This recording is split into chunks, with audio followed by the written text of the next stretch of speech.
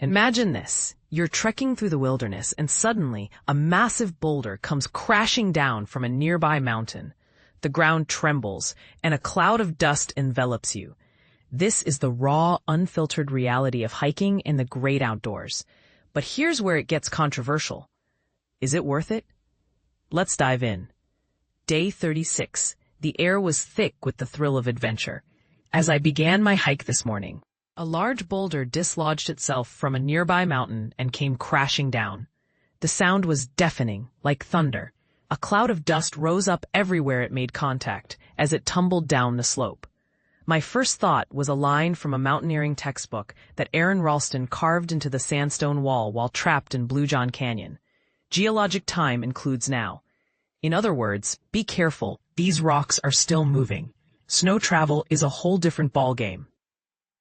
At best, your feet get a bit wet, and you might slip or slide a few times. At worst, your foot breaks through the snow, a phenomenon known as postholing, and you scrape your leg against rocks and sharp, gravel-like snow. In extreme and deadly circumstances, such as crossing a snow bridge, the whole ground under your feet collapses, and you fall through into frigid, fast-moving water.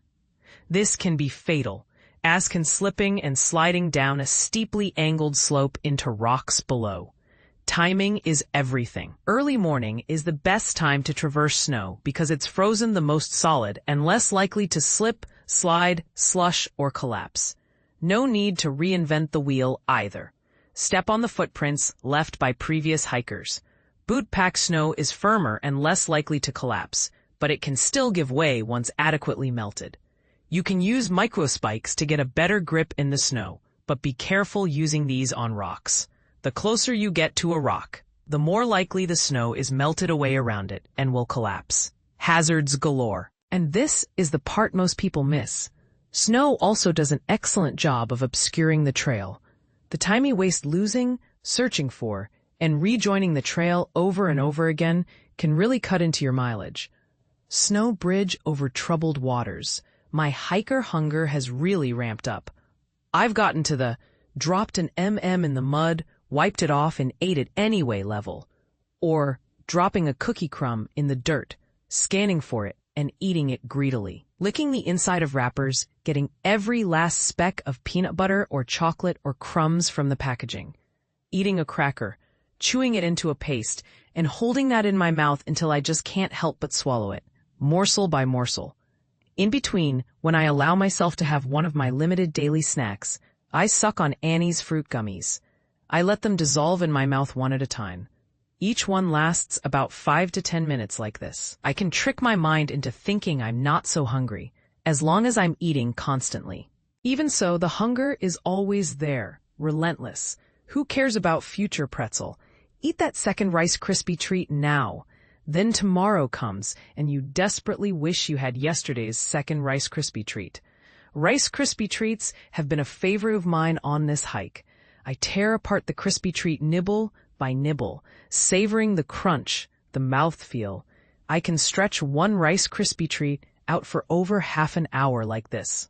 I fall asleep picturing the food I'll have once I get to town again.